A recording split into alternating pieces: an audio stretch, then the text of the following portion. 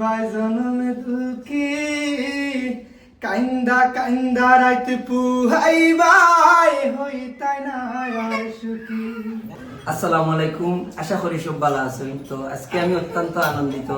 আপনারা দেখতে পারেন আপনারা পাহাড়ি মানুষ, তানোর পরিবার স্বজন লইয়া আমি মমতাজ আলীর বাসাতে আইছেন। বিশেষ করে হয়তো বাইও ঈদের আড্ডা দিছই না, আমরাও বার হইছি না, অবিধায় যে সকলে মিলে একটা আড্ডা হয়ে যাব তার লাগি। বিশেষ করে আমার আব্বারও দেখা দিয়েছিল, আমার বাবি আইছেন তান সপরিবার লইয়া। তো যাই হোক, আমি অত্যন্ত আনন্দিত। আমি আপনারা মমতাজ আলী।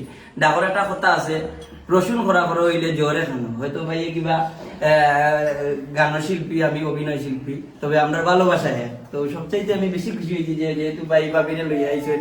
একটা জিনিস ভাই, প্রতিটা গান জানি না গানের মাঝে কি জাদু আছে।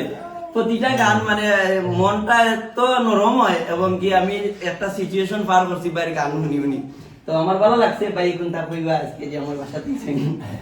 হ্যালো গাইস, আমি পাহাড়ি মানুষ। তো আমি মৌলভীবাজার থেকে এসেছি আজকে সিলেট শহরে। এই যে আমার সাথে মমতাজ ভাই আছেন, আফজাল ভাই আছেন, আর এই যে দেখলাম আপনার তো স্থানীয় সবাই ছিল।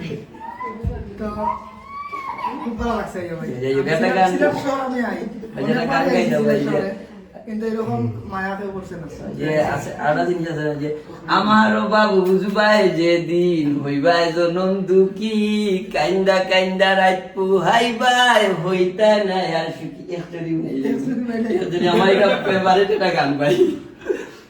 আমার বাবু বুঝবাই যে দিন হইবাই জনমে দুঃখী কাইন্দা কাইন্দা রাত পুহাইবাই হইতাই না আর সুখী।